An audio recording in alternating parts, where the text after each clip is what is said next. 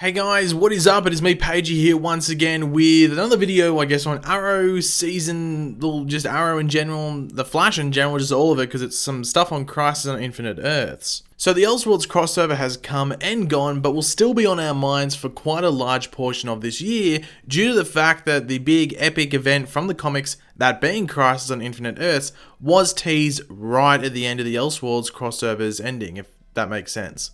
And will be hitting our screens towards the end of this year, that being 2019. It's important to remember, it's a new year, because I constantly forget. Now, we had a lot of cool moments in that Elseworlds crossover. Batwoman, Gotham City, Earth 90s Flash, Superman, but the little drop supplied by the 90s Flash was probably the one that had most people go, holy shway, did he just say what I think he said? And that was when he asked Diggle where his ring was, obviously referring to John Diggle from his Earth being a Green Lantern, or at least we're going to assume his Earth. Now, as I said, this moment had heaps of people freaking out. Stephen Amell, aka Oliver Queen himself, posted an image of Diggle as Green Lantern from memory, and don't worry, it wasn't official, it was just fan art. But yeah, this was one of those cool moments that is almost a nod to the fans of the show who have, spoken about this theory in the past.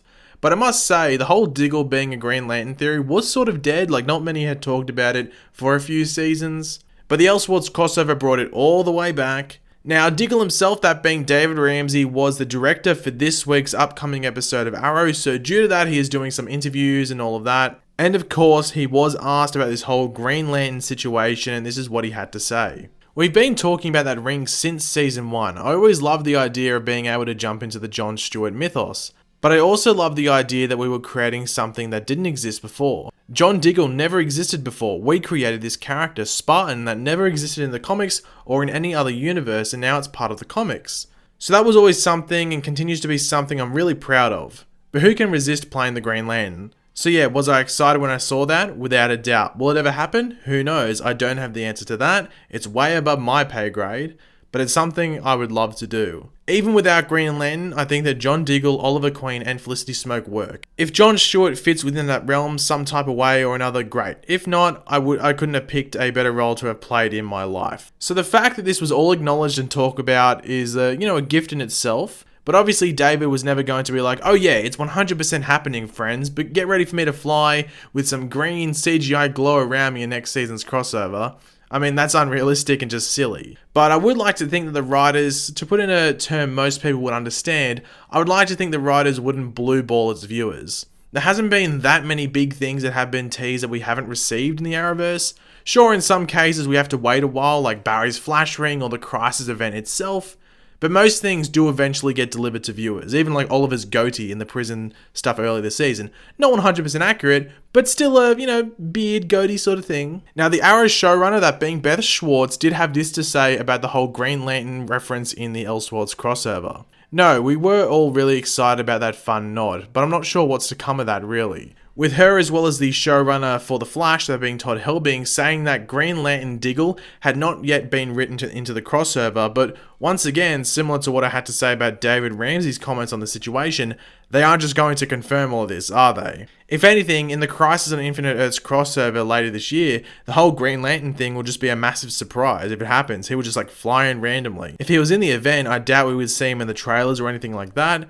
We might just get a tease at him, like someone saying something that references him, or maybe seeing a green glow in the background, something like that. But let me know your thoughts on this in the comments. I'm interested to see what everyone thinks about John Diggle as Green Lantern, possibly in the Crisis crossover. But to end off the video, I thought I would do something else Arrow related, and that is the synopsis or description for episode 13 for this season, which is otherwise entitled Star City Slayer, which is a pretty interesting title, especially for those that have read some of the Green Arrow comics in the past. As this title actually relates to an existing character on the show, whether the Star City Slayer is them is another question, but let's go over this synopsis. Oliver and Felicity are disappointed after they learn that William is hiding something from them. Wanting to focus on his family, Oliver steps back from his Green Arrow duties and lets the team take over tracking down a serial killer. However, when the team becomes targets for the killer, things take a bloody turn. So the first thing to note is that William is back. I think this actually happens in episode 12, him coming back, which will be the 150th episode of Arrow as well. And for those that don't know, that episode will be a documentary sort of following style episode, like The Office. That's sort of what it's been related to. And this episode will be narrated by none other than Kelsey Grammer, who some might know as Frasier from, well, Frasier, and I think Cheers is the other show that character's from. And he was also Beast, or Hank McCoy in the original X-Men movies, and I think also the end of Days of Future Past as well. So that's pretty cool. They were able to get someone like him attached to this episode. It should be great. But as the synopsis says, Oliver will take a step back from Green Arrow duties in order for the team to take over tracking down a serial killer. But does this suggest that Team Arrow is back now? Oliver is not with the SCPD and is back with Renee, Curtis, Emiko, and all of them. It seems that way, however the synopsis could just be poorly worded. That can sometimes be the case with these things. But it does seem like Oliver is back with Team Arrow, but we'll have to wait and see, I guess. But the team, while hunting down the killer, will actually become the hunted as a serial killer targets them, with things taking a bloody turn. But who is this killer, and what could this bloody turn be? Well, the episode is called Star City Slayer, as I said before, and that is actually the name given to a character in the comics that we actually met in the first half of this season, specifically with Oliver in prison, and that person is Stanley Dover. Now, if you have been watching most of my Arrow videos, specifically the ones back when Oliver was in prison, you would know that we already went over this partly with Stanley and where he could possibly go. Now, in the comics, Stanley wasn't just murdering random people. He was specifically killing young children, and he wasn't just killing them. He was really killing them in vicious and just disgusting ways. That's probably the best way to describe it. Disgusting. And he was doing this in sacrifice and tribute in order to possibly bring about a demon of sorts. Now, will the show go down that route? Well, we went over this discussion a bit in both the videos and live streams and when this topic came up, and I would like to think the show will avoid that. I don't think Arrow needs to do this whole child killing thing. There must be some sickos out there that would want that crap. I would rather, avoid the show touching any sort of child abuse. I think it's just too sensitive of an issue for a show like Arrow to handle. I would rather the Star City Slayer, aka most likely Stan Lee, to just be a random killer. By random killer, I mean he just kills random people. He isn't specifically killing a certain age bracket. Now, they do reference a bloody turn, and seeing Team Arrow becomes a target, could we see one of the members of Team Arrow get seriously hurt, or even worse, killed? Now, I did see a lot of people saying that Echo Kellum, who plays Curtis, has apparently not been on set for a while on Arrow. I'm not too sure if this is the case or not. I don't really keep up to date with his social media, to be completely honest. But maybe Curtis could be the victim of the Slayer. But yeah, no surprise Stanley could possibly be back due to how we last saw him on the show. Killing Brick and then escaping prison. We were basically just wondering when he would be back, not if. Now maybe Oliver will regret not dealing with him in prison when he had the chance. So maybe if someone does get seriously hurt or even killed, Oliver will be like, wow, I stuffed up there. An important thing to note is that Beth Schwartz is actually writing this episode of Arrow. So as I said, she's the showrunner. So whenever Beth, is writing an episode, or the showrunner's writing an episode, that usually means it's fairly important to the story. It doesn't mean, okay, it's going to be the most epic episode ever, because, that's not always the case. This episode is going to be important in regards to driving story, which makes you think that Stanley will, be his character from the comics and actually be the Star City Slayer.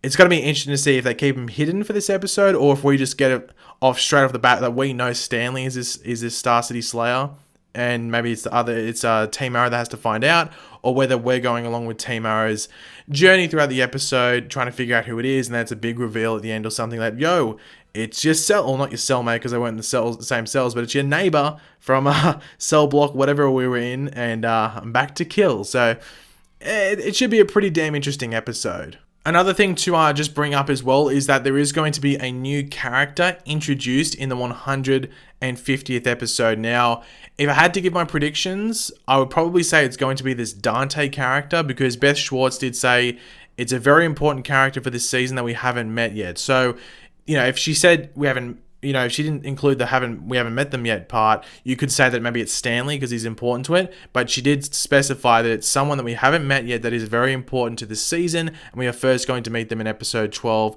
I'm not too sure if she specifically said the end or just some point in episode 12.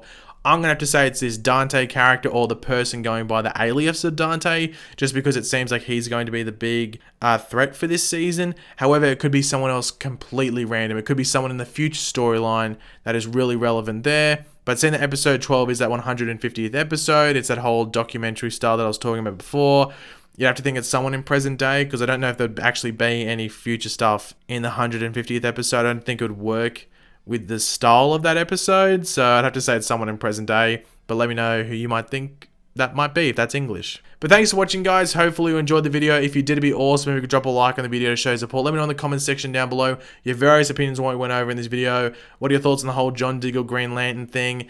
And also your thoughts on the Star City Slayer episode. I'm really excited for this episode. The more I think about it, the more I'm just keen to get Stanley back on the show and just see how weird it can be. But yeah, let me know all of your opinions down there in the comment section down below.